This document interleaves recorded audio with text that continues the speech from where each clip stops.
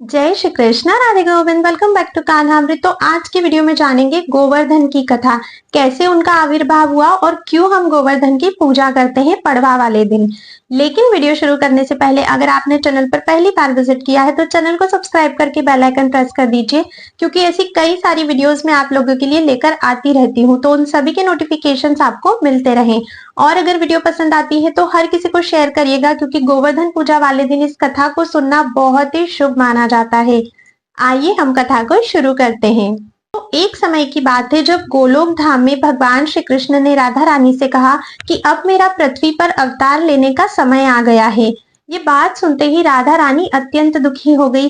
तब भगवान श्री कृष्ण ने कहा कि राधा रानी, आप दुखी क्यों हो रही है? अगर मैं अवतार लूंगा तो आपको भी तो अवतार लेना होगा ना, क्योंकि आपके बिना तो मैं रह ही नहीं सकता हूँ।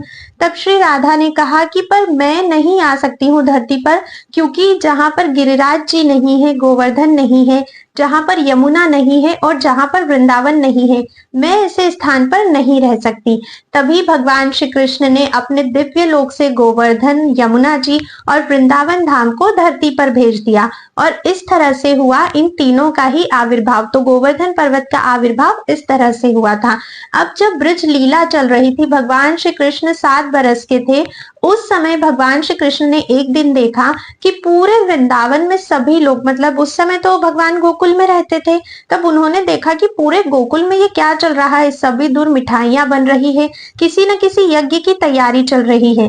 पर देखिए, भगवान को भी लीला करनी थी, जानते वे सब कुछ थे, लेकिन क्योंकि उन्हें लीला करनी थी तो वे सोच में पड़ गई कि ये सब किसकी पूजा के लिए हो रहा है। तभी जहां पर यज्ञ की तैयारी चल रही थी वहां पर नंद बाबा के पास कान्हा गए। अब नंद बाबा के पास जाकर भगवान श्री कृष्ण बहुत ही प्रेम, और एक छोटा बालक कितने प्यार से चीजें पूछता है, बिल्कुल उस प्रकार से पूछते हैं कि बाबा, आप लोग ये सब क्या कर रहे हो? इतनी सारी तैयारियां क्यों हो रही है? क्या कोई यज्ञ होने वाला है? और अगर हम कोई यज्ञ करने वाले हैं तो हम ये यज्ञ किसके लिए कर रहे हैं? तब नंद बाबा कहते हैं कि कान्हा, इंद्र के यज्ञ की तैयारी चल रही है। तब कान्हा कहते हैं कि इंद्र के लिए हम क्यों यज्ञ कर रहे हैं? नंद बाबा ने कहा कि इंद्र ही तो हमारे यहाँ वर्षा का कारण है। इंद्र की पूजा करेंगे, इंद्र को प्रसन्न करेंगे, तभी तो हमारे यहाँ वर्षा होगी। वर्षा होगी तभी तो खेती होगी, तभी तो हमारी जितनी भी गैयां हैं, जो हमारा गौधन है, उन सब का पालन होगा, हमारा पालन होगा। तो भगवान श्री कृष्ण ने कहा, तो फिर आप इंद्र की पूजा क्यों कर रहे हो? इंद्र तो हमें ये सारी चीजें नहीं देता। फिर तो आपको गोवर्धन गिरिराज पर्वत की पूजा करनी चाहिए, क्योंकि हमारी गैयाएं भी वहीं चरने जाती है और यहाँ वर्षा का सबसे मेन अगर कोई कारण है तो वो गोवर्धन है, इंद्र नहीं है। इंद्र तो बस एक देवता है जो भगवान विष्णु के द्वारा दी गई आज्ञा का पालन कर रहे हैं, तो उनकी पूजा तो हमें नहीं करनी चाहिए, हमें गोवर्धन की पूजा करनी चाहिए। अब सभी वृंदावन वासियों को ये सुझाव बहुत ही अच्छा लगता है। सभी, क्योंकि भगवान जब भी कोई बात करते हैं बिना तर्क के तो वो कभी नहीं करते हैं।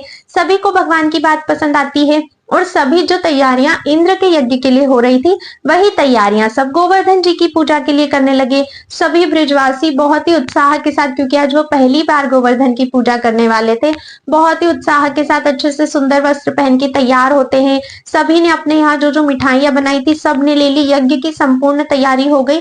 सभी लोग गिरिराज गोवर्धन की तलहटी में जा पहुंचते हैं। वहां पर जाकर बहुत ही भव्य तरीके से गोवर्धन की पूजा की जाती है। सभी लोग इस पूजा का हिस्सा बनते हैं। जितनी भी मिठाइयां, जितना भी भोग उन लोगों ने बनाया था, वो सभी गोवर्धन को अर्पित करते हैं, गोवर्धन जी से प्रार्थना करते हैं, सभी चीजें होती है। अब देखो, इंद्र की पूजा करते थे तो इंद्र स्वयं तो आते नहीं थे उनका भोग ग्रहण करने, ना ही इंद्र ने कभी भी ब्रजवासियों को दर्शन दिए थे। लेकिन आज पहली बार ब्रजवासियों ने भगवान श्री कृष्ण के निर्देशानुसार गोवर्धन की पूजा करी। गोवर्धन जी जो कि स्वयं भगवान श्री कृष्ण ही है, गोवर्धन और भगवान श्री कृष्ण में कोई भेद नहीं है, वे स्वयं प्रकट होते हैं, सभी ब्रजवासियों को आशीर्वाद देते हैं। सभी ब्रजवासियों को ऐसा लगता है जैसे मानो हमें कान्हा के ही दर्शन हो रहे हो। फिर सभी अपने मन में सोचने लगते हैं कि हम कृष्ण से इतना अत्यधिक प्रेम करते हैं कि हर जगह हमें कृष्ण ही दिखाई देता है।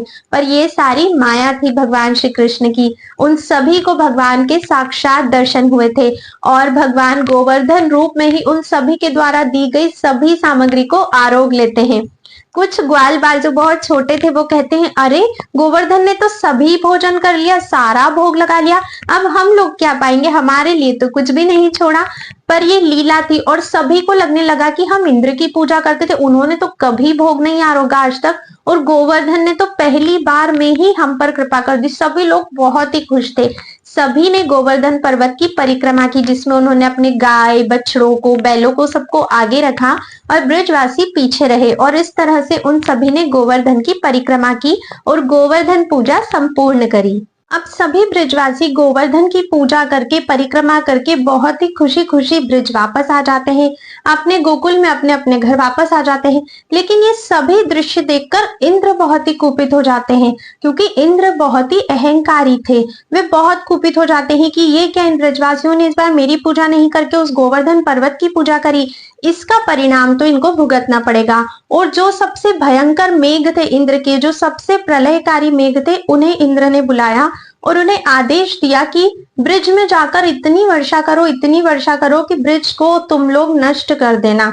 ऐसा ही होता है, जितने भी मेघ थे सभी जाकर ब्रिज पर टूट पड़ते हैं और इतनी वर्षा होती है, ओले गिरने लगते हैं, खंभों के जितनी मोटी मोटी वर्षा की धाराएं गिरने लगती है। और देखते ही देखते कुछ ही क्षण में गोकुल, ब्रिज, वृंदावन जो था वो पूरी तरह से जलमग्न हो जाता है, वहां पर बाढ़ आ जाती है। सभी ब्रिजवासी बहुत ही परेशान हो जाते हैं। उन्हें लगने लगता है कि क्योंकि हमने इंद्र की पूजा नहीं की इसलिए इंद्र हम पर क्रोधित हो गए। सभी श्री कृष्ण के पास जाते हैं कि कान्हा, तुम्ही ने तो कहा था कि इंद्र की पूजा नहीं करनी है, गोवर्धन की करनी है, अब हमारी रक्षा करो, हमें बचाओ।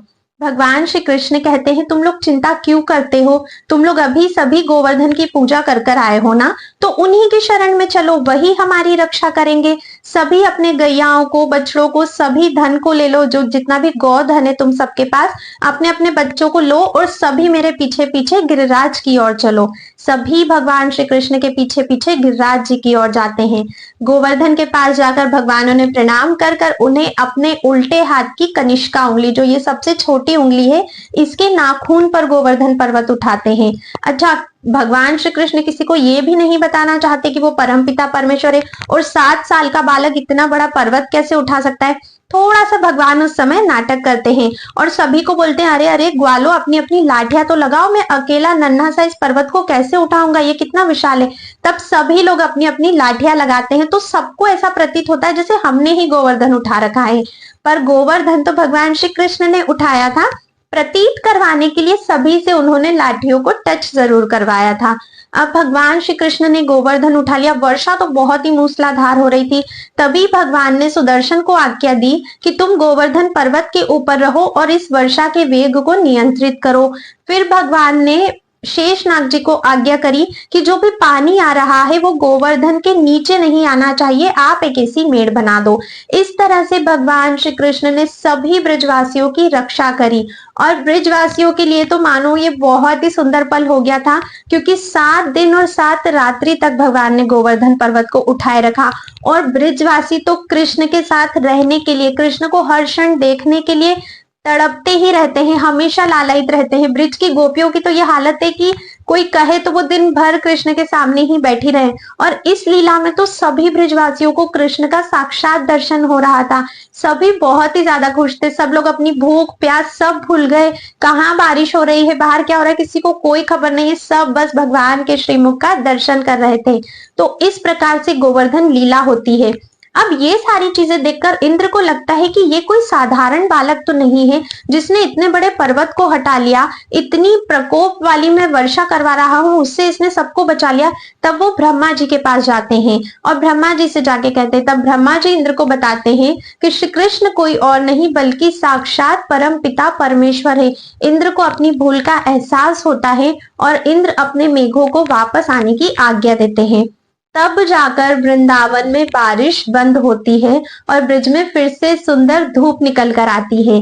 जब ये लीला हो जाती है, जब इंद्र का अहंकार टूटता है, जब सभी ब्रिजवासियों के सर पे से वो बारिश का साया चला जाता है, तब भगवान श्री कृष्ण बहुत ही धीरे से गोवर्धन पर्वत को फिर से नीचे रख देते हैं।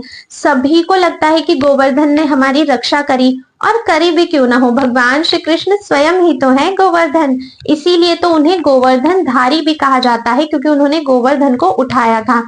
अब इतना सब हो गया, सभी ब्रजवासी फिर से अपने घर चले गए और भगवान श्री कृष्ण जब एकांत में थे तब इंद्र आते हैं भगवान के पास क्षमा याचना करने अपनी सुरभि गैया को लेकर, और सुरभि गैया को आगे रखते हैं और खुद पीछे आ जाते हैं। भगवान से क्षमा याचना करते हैं कि मैं आपको पहचान नहीं पाया, मुझे क्षमा कर दीजिए, इस कृत्य के लिए मैंने बहुत बड़ा अपराध किया है, क्षमा करने की बात करते हैं। और जो सुरभि गैया है वो भगवान का अपने दुग्ध से अभिषेक करने लगती है, और जब ये दुग्ध गोवर्धन से गिरता है तो वहां पर गोविंद कुंड का निर्माण होता है। तो इस तरह भगवान ने इंद्र के अहंकार को तोड़ा है। और तभी से ये परंपरा है कि हर बार कार्तिक मास की पड़वा को, जो कि दिवाली का दूसरा दिन होता है, सभी लोग गोवर्धन की पूजा करते हैं। इस दिन जो भी मनुष्य गोवर्धन की पूजा करते हैं, भगवान श्री कृष्ण के चरण कमलों की भक्ति उन्हें प्राप्त होती है। गोवर्धन की पूजा करना, परिक्रमा बहुत ही उत्तम होता है।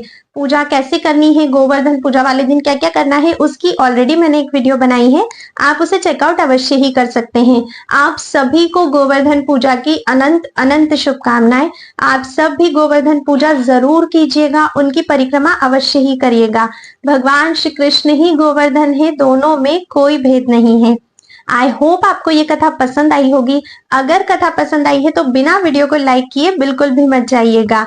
आज की वीडियो में बस इतना ही था। मैं आपसे मिलती हूँ नेक्स्ट वीडियो में, तब तक के लिए राधे राधे।